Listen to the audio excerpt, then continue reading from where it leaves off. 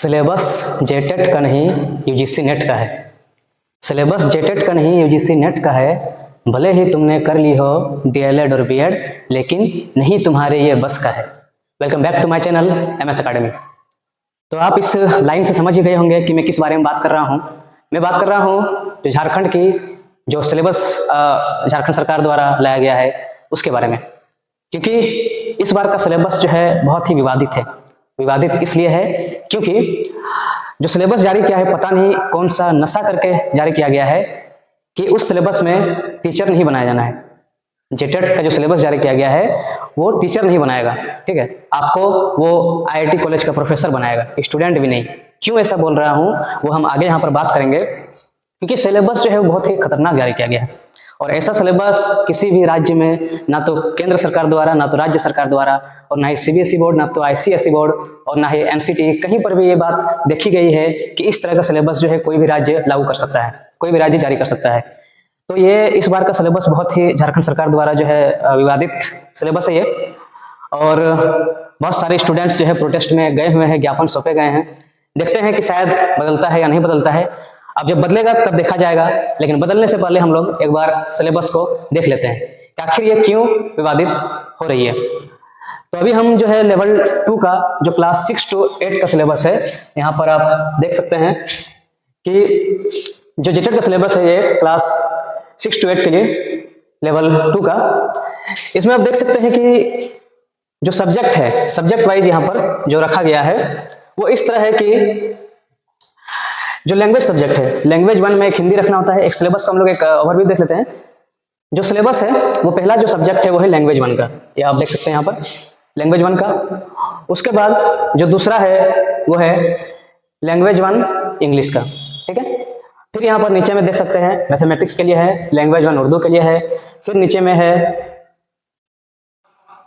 में फिर आपको सीडीपी मिल जाएगा, फिर यहाँ पर साइंस के लिए मिल जाएगा, और जितने भी अदर जो टॉपिक्स है उन सारी चीजों को यहाँ पर जो है सिलेबस मिल जाएगा, ठीक है। अब बात करते हैं आखिर ये विवादित क्यों है, इसे विवादित क्यों बोला जा रहा है बार बार। तो विवादित इसलिए है क्योंकि एक टीचर जो होता है उसे, एक टीचर बनने के लिए आपको एक प्रीलिम्स और मेंस मान लीजिए आप।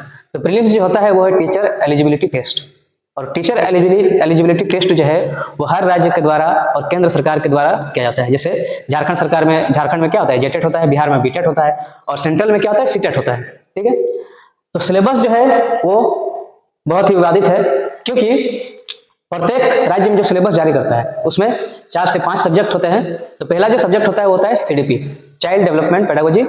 दूसरा जो होता है वो होता है जो आपका कंपलसरी पेपर होता है इंग्लिश और हिंदी, ठीक है। इंग्लिश और हिंदी आपको दोनों लेना पड़ता है।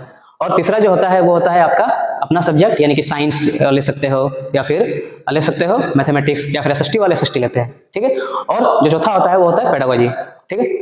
यहाँ पर जो झारखंड सरकार में है इसमें क्या है कि इन चारों के अलावा और एक चीज है, और वो क्या है, वो है लैंग्वेज पेपर। लैंग्वेज यानी कि जो झारखंड का जो क्षेत्रीय भाषा है, जैसे खोट्टा हो गया या फिर कुरमाली हो गया, तो जो झारखंड का क्षेत्रीय भाषा है उन क्षेत्रीय भाषाओं में से किसी एक को आपको लेना पड़ता है, ठीक है। अब यहाँ पर क्या है कि जो सिलेबस है वो हम लोग देखते हैं एक एक करके। तो पहला जो है यहाँ पर आप देख सकते हैं लैंग्वेज 1, यहाँ पर हिंदी है, ठीक है। 6 to 8 के लिए देख रहे हैं। तो लैंग्वेज 1 में हिंदी में जो सिलेबस जारी किया गया वो है हिंदी साहित्य का इतिहास, हिंदी साहित्य का इतिहास। और साथ ही यहाँ पर जो जारी किया गया है वो है, यहाँ पर जो जारी किया गया है, ये पहला आप देखिए कि जो हिंदी वाला सब्जेक्ट है उसका सिलेबस इस तरह है। तो साहित्य के इतिहास में आदिकाल, भक्ति काल, रीति काल और आधुनिक काल को दिया गया है, ठीक है। यानी बेसिकली हिंदी की शुरुआत कहाँ से हुई, कैसे हुई और किस किस दौर से गुजरी है, उन सारी चीजों का यहाँ पर हमें पढ़ना होगा हिंदी में। अब उसमें भी जो छायावाद है, प्रगतिवाद है, प्रयोगवाद है, नई कविता, जो नई कविता है उन सबको भी हम लोग को पढ़ना होगा। उसके बाद है हिंदी गद्य की नई विधाएं, यानी यात्रा वृत्तांत, रिपोर्टज, स्मरण, डायरी और रेखा चित्र। फिर यहाँ पर भारतीय काव्य शास्त्र, काव्य की परिभाषा, गुण दोष, शब्द शक्ति, अलंकार रस।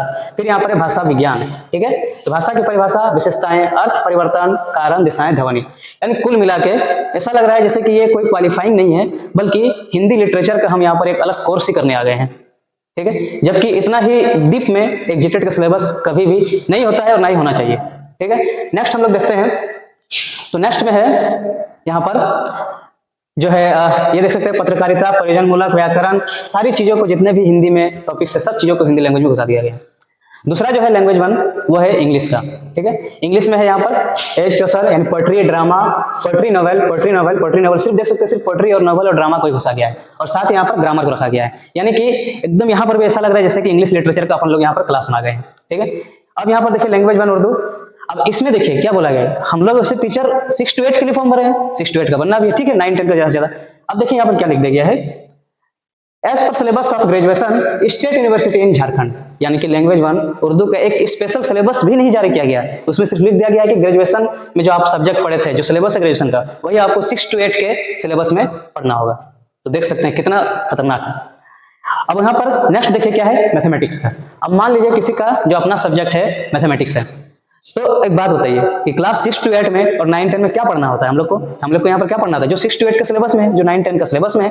तो क्या यहाँ पर ये सिलेबस चेंज ऑफ रेक्टेंगुलर यानी मैथमेटिक्स का change of rectangular axes, condition for the general equation of second degree, third degree, parabola, ellipse, hyperbola, जो साइंस वाले स्टूडेंट है उसको अच्छी तरह से समझ में आ रहा होगा। साइंस वाले वो भी क्या, जो 12th में साइंस लिए हो, जो ग्रेजुएशन में साइंस लिए हो, जो एमएससी साइंस से किए हो, भले वो फिजिक्स वाले हो, केमिस्ट्री वाले हो, बायोलॉजी वाले हो, मैथमेटिक्स वाले, कोई सब्जेक्ट से हो, लेकिन वो देख सकते हैं कि मैथमेटिक्स का जो सिलेबस है वो कितना खतरनाक जारी किया गया है। अब ये 6 to 8 के लिए है, मान लीजिए कि 6 to 8 में कौन सा सिलेबस में, कौन सा बुक में हमें बताइए कि पैराबोला रहता है, जनरल इक्वेशन ऑफ आइकोनिक रहता है, और यहाँ पर पोल, पोलर, टेंजेंट रहता है, रेक्टेंगुलर, स्फेरिकल रहता है, पोलर, सिलेंड्रिकल कोऑर्डिनेट्स रहता है, डायरेक्शन, कोसाइंस, जितने भी टाइप के straight line, equation of planes, straight line, shortest distance between the lines, sphere, ये सारी चीजों को यहाँ पर इंक्लूड कर दिया गया है। आगे देखिए और सिलेबस यहाँ पर क्या है, ट्रिगोनोमेट्री, ठीक है। चलिए मान लेते हैं कि ट्रिगोनोमेट्री जो है वो क्लास 10 में है, ठीक है, 9 में भी नहीं है, 9 में भी अगर होगा थोड़ा पार्ट होगा, लेकिन क्लास 10 में है मान लीजिए। लेकिन क्या इतना डीप सिलेबस है ट्रिगोनोमेट्री का क्लास 10 में? Binomial theorem of any index, exponential and logarithm जो सीरीज है वो भी यहाँ पर सिलेबस में डाल दिया गया है। यहाँ पर देखिए डी मोवियस थ्योरम है, ट्रिगोनोमेट्रिक एंड एक्सपोनेंशियल फंक्शंस है, और यहाँ पर देखिए और एक जो खतरनाक जो टॉपिक है वो है डिफरेंशियल कैलकुलस। आपको पता है कि मैथमेटिक्स और साइंस वाले भी जो स्टूडेंट होते हैं ना, वो डिफरेंशियल कैलकुलस, इंटीग्रल कैलकुलस से बचना चाहते हैं, क्योंकि इसका ऐसा क्वेश्चन रहता है कि आपको एक क्वेश्चन सॉल्व करने में 20 मिनट 15 मिनट लग जाते हैं। अब डिफरेंशियल कैलकुलस में देखिए कितना खतरनाक सक्सेसिव जो डिफरेंशिएशन है, लेबनिज थ्योरम है, मैक्लॉरिन्स थ्योरम है, टेंजेंट है, जैकोबियन है, डिफरेंशियल है।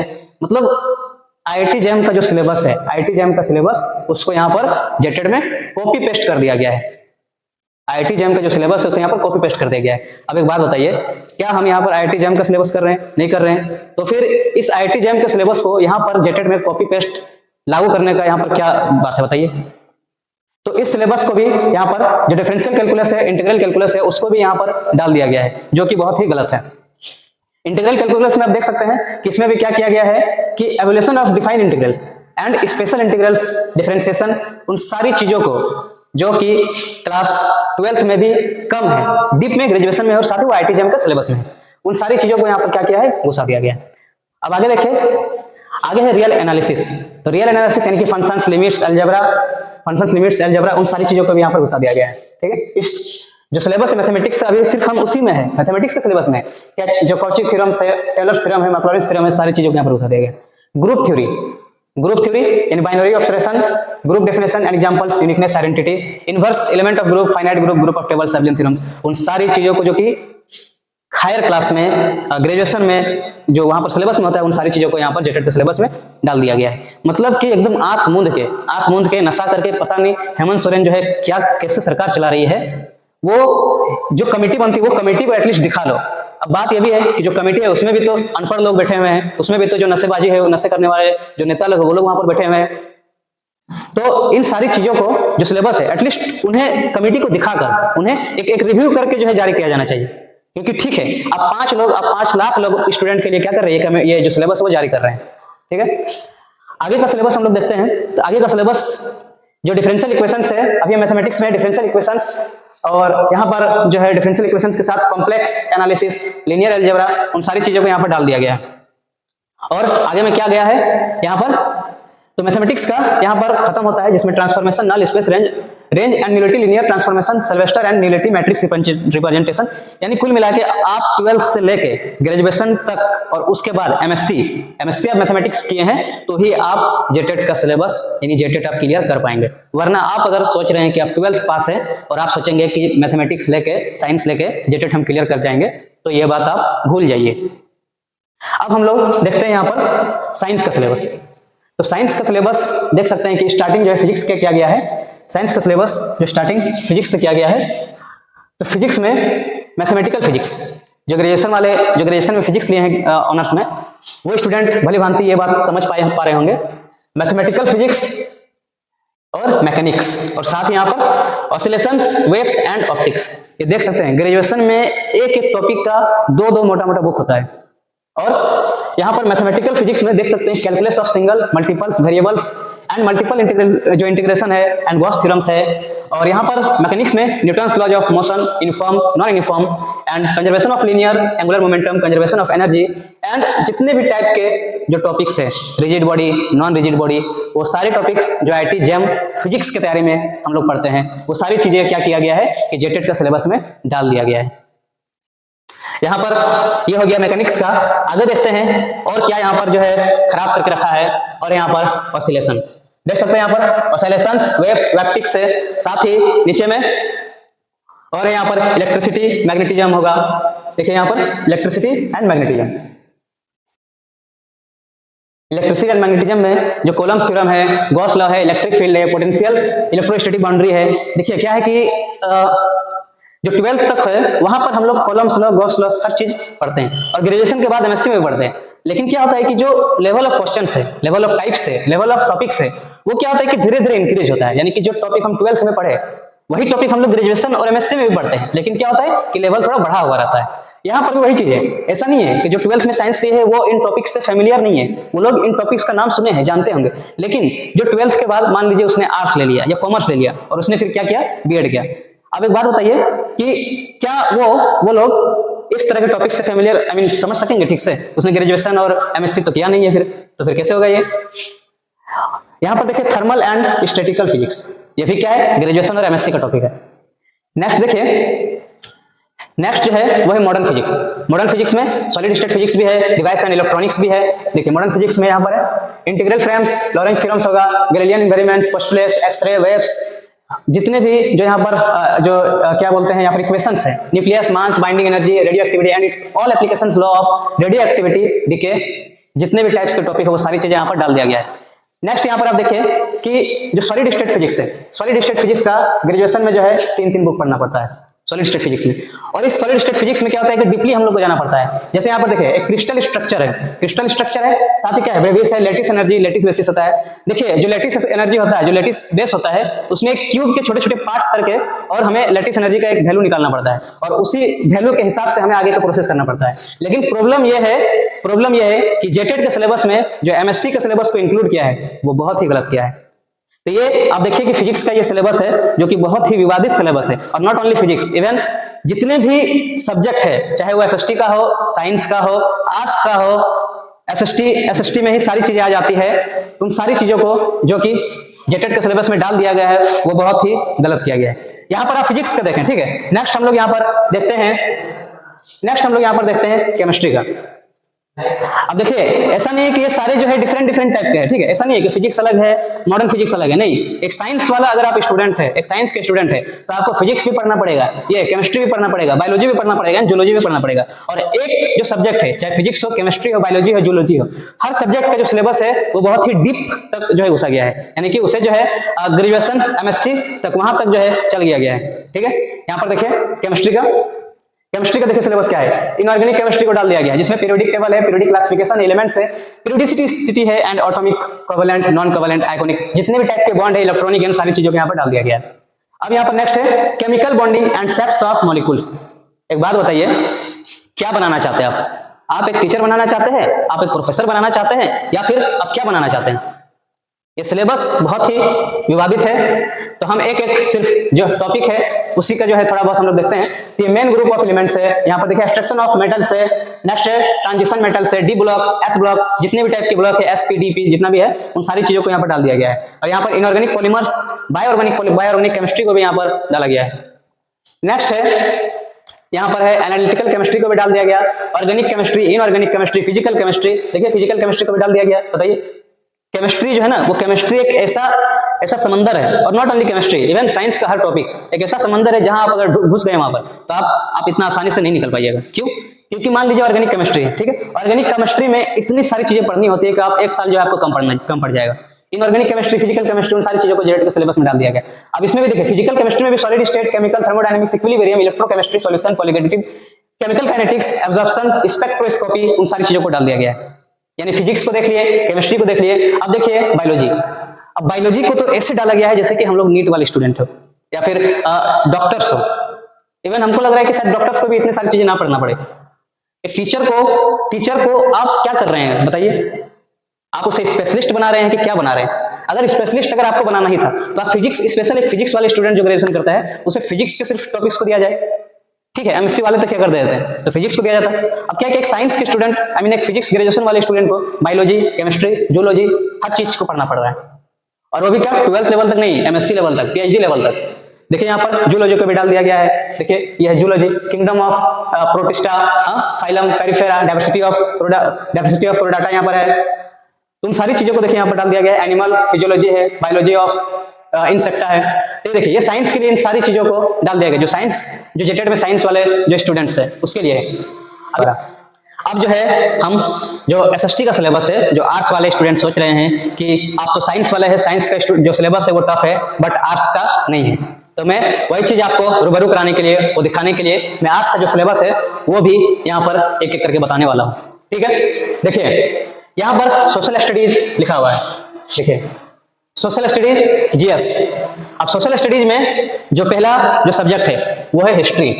पहला सब्जेक्ट है हिस्ट्री। देखिए ये जो सिलेबस है हिस्ट्री का, इतिहास की जो शुरुआत होती है वो शुरुआत होती है स्रोत से। यानी कि हम इतिहास की शुरुआत कहां से करते हैं? स्रोत से। साहित्यिक स्रोत, पुरातात्विक स्रोत। अब देखिए हिस्ट्री में ये जो सिलेबस है, स्रोत यानी साहित्यिक और पुरातात्विक, ये जो है यूपीएससी का जब आप सिलेबस उठाइएगा तो फर्स्ट टॉपिक आपको हिस्ट्री ऑप्शनल का यही चीज मिलेगा। हिस्ट्री ऑप्शनल में जो स्टूडेंट हिस्ट्री ऑप्शनल रखते हैं यूपीएससी में, वो देखेंगे अपने सिलेबस में कि जो स्रोत है यहीं से उसको ऑप्शनल यहाँ पर शुरुआत होती है। उसके बाद स्रोत है पाषाण काल, हड़प्पा काल, बौद्ध, जैन धर्म, मगध उत्कर्ष, उत्तर मौर्य, दक्षिण भारत, त्रिपक्षीय संघर्ष, चोल, चालुक्य, पांड्य, वो सारी चीजें एक एंशिएंट हिस्ट्री के रूप में रखा गया है, ठीक है। देखिए एंशिएंट हिस्ट्री में इसको रखा गया है, प्राचीन काल में। फिर यहाँ पर देखिए मध्यकालीन भारत का इतिहास, यानी प्राचीन काल को तो ऐड किया ही जेटेड के सिलेबस में, मध्यकालीन भारत को भी ऐड किया है। और यहाँ पर आगे देखिए मध्यकालीन भारत का इतिहास। उसके बाद मध्यकालीन भारत में जब अरबों का आगमन, मोहम्मद बिन कासिम जब भारत आया, और वहां से लेकर मुगल राजवंश और शिवाजी तक, ये पूरा का पूरा टॉपिक आप देख सकते हैं। मध्यकालीन में अरबों का आगमन से लेकर मुगल राजवंश और शिवाजी, सारी चीजों को इंक्लूड कर दिया गया है।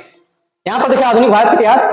तो आधुनिक भारत के इतिहास में भारत में विदेशी कंपनियों का आगमन, यानी कि जब east India company and other जो पुर्तगालीज कंपनी इंडिया में आए थे, वहां से लेकर 1940 के उपरांत संवैधानिक संकट और आजादी की प्राप्ति, यानी कि 1498 1500 लेके आपको 1947 तक आधुनिक भारत के इतिहास में पढ़ना होगा, ठीक है। अच्छा है कि पोस्ट इंडिपेंडेंस की बात नहीं की गई है, ठीक है। मुझे लगता है कि अगर इतिहास में इन सारी चीजों को डाल ही दिया गया है तो फिर पोस्ट इंडिपेंडेंस यानी आजादी के बाद जो भारत है उसे भी डाल ही देना चाहिए था, और एक टॉपिक को क्यों छोड़ दिया। अब यहाँ पर देखिए झारखंड के इतिहास और संस्कृति को भी नहीं छोड़ा गया। यानी आप इतिहास में इतना चीज तो पढ़िए, लेकिन आपको झारखंड के इतिहास और संस्कृति भी पढ़ना है। एक बात बताइए, इतना पढ़िएगा आप अगर बढ़िया से बीपीएससी यूपीएससी की तैयारी कीजिएगा तो आपको निकल जाएगा। देखिए विश्व के इतिहास को भी नहीं छोड़ा, फ्रांसीसी क्रांति, नेपोलियन, मेटरनिक युग, जर्मनी, इटली, वो सारी चीजों को डाल दिया गया है जो सिलेबस यूपीएससी का सिलेबस है, और सही में यूपीएससी का सिलेबस है। आप इस भ्रम में मत रहिए कि आप सोचिएगा कि 10th और 12th तक पढ़ लेंगे और मेरा काम हो जाएगा, तो ऐसा नहीं होने वाला है। तो ये हो गया हिस्ट्री का। ज्योग्राफी का देखिए, ज्योग्राफी में देखने में छोटा सा लग रहा है, ठीक है। यहाँ पर देखने में सिर्फ यहाँ पर 3 टॉपिक लग रहा है, physical geography and geography of India and cartographic techniques. लेकिन जो फिजिकल ज्योग्राफी है उसमें आपको world geography and Indian geography का जो फिजिकल फेनोमेना है उन सारी चीजों को आपको पढ़ना होगा। Earthquakes, volcano, landforms, storm, rivers, glaciers, winds, erosion, weathering and atmospheric composition and structure isolation and temperature winds। अब देखिए ये जो earthquake and volcanoes है इससे आपको वर्ल्ड के प्रोस्पेक्टिव में भी पढ़ना होगा और साथ ही इंडिया के प्रोस्पेक्टिव में भी पढ़ना होगा। यानी कि जो इंडिया में जितने भी वोल्केनोज इरप्शन होते हैं कहाँ पर होते हैं और नहीं भी होते हैं पता नहीं, तो जो वोल्केनोज इंडिया में है तो इंडिया के बारे में पढ़ना होगा, साथ ही क्या है वर्ल्ड प्रोस्पेक्टिव में भी पढ़ना होगा। Geography of India and Jharkhand. अब देखिए इसमें physiography, climate, drainage, soil, agriculture and minerals है। अब ज्योग्राफी ऑफ इंडिया है। अब देखिए मान लीजिए हम क्लाइमेट पढ़ रहे हैं तो क्लाइमेट आपको क्या करना होगा कि इंडिया के प्रोस्पेक्टिव में पढ़ना होगा, इंडिया के प्रोस्पेक्टिव में पढ़ना होगा, साथ ही उसी क्लाइमेट का आपको झारखंड के प्रोस्पेक्टिव में भी पढ़ना होगा। और साथ ही ऊपर में यहाँ पर जो फिजिकल ज्योग्राफी है क्लाइमेट, इसको आपको क्लाइमेट को क्या करना है वर्ल्ड के प्रोस्पेक्टिव में भी पढ़ना होगा, वर्ल्ड के पर्सपेक्टिव में भी क्लाइमेट को पढ़ना होगा। यानी आप देखिए कि किस तरह जो है इस सिलेबस के साथ और स्टूडेंट के भविष्य के साथ खेला गया है। ज्योग्राफी को तो सिर्फ 3 टॉपिक में खत्म कर दिया, लेकिन इस 3 टॉपिक में पूरा वर्ल्ड ज्योग्राफी, पूरा इंडियन ज्योग्राफी, पूरा झारखंड ज्योग्राफी, उन सारी चीजों को इसमें लपेट दिया गया है। अब आगे देखिए, आगे जो है पॉलिटिकल साइंस है। पॉलिटिकल साइंस में अगर आप शुरुआत करते संविधान से तो हम बोल सकते थे नहीं 11th 12th और जो 10th से नीचे है 6 to 8 के लिए टीचर ठीक है पढ़नी चाहिए। इसमें देखिए जो लक्ष्मीकांत का जो बुक है जो यूपीएससी की तैयारी करने के स्टूडेंट यूज करते हैं, लक्ष्मीकांत, एम लक्ष्मीकांत, वहीं से इन सारी चीजों को उठा के जो है यहाँ पर डाल दिया गया है। देखिए political theory, nature and significance of political theory, liberty, equity, secularism, sovereignty and federalism, democracy, उन सारी चीजों को यहाँ पर डाल दिया गया है। Indian government and politics. अब देखिए इंडियन गवर्नमेंट एंड पॉलिटिक्स वैसे तो सबसे गंदा हो चुका है इंडियन गवर्नमेंट एंड पॉलिटिक्स, किसी को भी भरोसा नहीं है, वो सबको मालूम है। तो इंडियन गवर्नमेंट एंड पॉलिटिक्स में Indian constitution and salient features of India and preamble और philosophy of Indian constitution, fundamental rights, duties, union executive, union legislature, supreme court, high court और जितनी भी टाइप के कोर्ट है उन सारी चीजों को यहाँ पर इंक्लूड कर दिया गया है। तो ये तो हिस्ट्री का भी हम देख रहे हैं, ठीक है। ये देखिए नेचर ऑफ इंडियन फ्रेंडली। अब देखिए इकोनॉमिक्स का, तो theory of consumers behaviour, theory of production, theory of distribution, theory of market, इन सारी चीजों को क्या किया गया एसएसटी का सिलेबस में, जो एसएसटी वाले बीएड के स्टूडेंट है उनके लिए है। ये सोशियोलॉजी जो है, प्रिंसिपल ऑफ सोशियोलॉजी, ये सोशियोलॉजी का भी जो सिलेबस है ये भी क्या एसएसटी वाले स्टूडेंट के लिए है, बीएड वाले के लिए। तो ये आप मत सोचिए कि साइंस वाले स्टूडेंट कितना टफ है तो आर्ट्स के लिए इतना इजी है, क्या नहीं है। ना तो आर्ट्स के लिए, ना तो साइंस के लिए, ना तो कॉमर्स के लिए, इवन जितने भी आप सब्जेक्ट है, कोई भी सब्जेक्ट हो, या तो इस सिलेबस में नहीं है या फिर अगर इस सिलेबस में है तो बहुत अधिक है, बहुत ज्यादा है, आप उसे 1 महीना में कंप्लीट नहीं कर पाइएगा। और झारखंड सरकार इतना पागल सरकार है कि सिलेबस जारी नहीं किया, उससे पहले क्या किया एग्जाम का टेंटेटिव मंथ और टेंटेटिव डेट निकाल दिया गया। बताइए तो ऐसा होता है कहीं? तो सिलेबस देखिए कितना बेवकूफी वाला सिलेबस है। मैरिज, फैमिली, किनशिप, सोशियोलॉजी, यानी सोशियोलॉजी में भी यूपीएससी का सिलेबस को डाल दिया गया। देखिए बताइए ऐसा होता है क्या? ये तो हो गया एसएसटी का। अब देखिए यहाँ पर है जो एक कॉमन जो सब्जेक्ट है वो child development and pedagogy, child development and pedagogy. ये देखिए यहाँ पर चाइल्ड डेवलपमेंट एंड पेडागोजी। अब देखिए जो साइंस वाले स्टूडेंट है और जो आर्ट्स वाले स्टूडेंट है, एसएसटी वाले स्टूडेंट है, कॉमर्स वाले स्टूडेंट है, तो जितने भी स्टूडेंट है वो अगर बीएड किए हुए हैं तो वो चाइल्ड डेवलपमेंट एंड पेडागोजी उसको क्या होगा पढ़ना ही पड़ेगा। अब इसमें देखिए क्या किया है कि सिलेबस में जो फर्स्ट टॉपिक रखा गया है वो है ग्रोथ एंड डेवलपमेंट, जिसमें स्टेजेस ऑफ ग्रोथ है, डेवलपमेंट है और physical, motor, social, emotional, cognitive development and जितने भी टाइप के डेवलपमेंट है उन सारी चीजों को यहाँ पर रखा गया है। उसके बाद है adolescence with special reference, heredity है, एनवायरनमेंट है, इंडिविजुअल डिफरेंसेस है। तो यहाँ पर अगर चाइल्ड डेवलपमेंट एंड पेडागोजी की बात की जाए तो ये सिलेबस मेरे हिसाब से मोटा मोटी ठीक है। इसलिए ठीक है क्योंकि जो सीटेट का सिलेबस है वो इससे क्या कर रहा है कि कोलैप्स कर रहा है, ठीक है। ये क्या कर रहा है कि जितने भी स्टूडेंट सीटेट वाले अगर एग्जाम दिए हैं तो उन्हें ये वाला मालूम होगा कि सीटेट का सिलेबस में भी सेम यही चीज रहता है। तो सीडीपी से किसी भी स्टूडेंट को प्रॉब्लम नहीं है कि सीडीपी में आप कम किया ज्यादा कि नहीं, इस जितने भी आप टॉपिक देख रहे हैं, थ्योरीज देख रहे हैं, वो सारी जो टॉपिक्स है, कीवर्ड्स है, वो सारे स्टूडेंट क्या है ये सीडीपी से फेमिलियर है, वो इनके बारे में कुछ ना कुछ जानते हैं। क्यों? क्योंकि वो सीटेट का भी यही सिलेबस है। अब देखिए यहाँ पर नेक्स्ट है जनरल स्टडी, सामान्य अध्ययन से संबंधित प्रश्न रहेगा।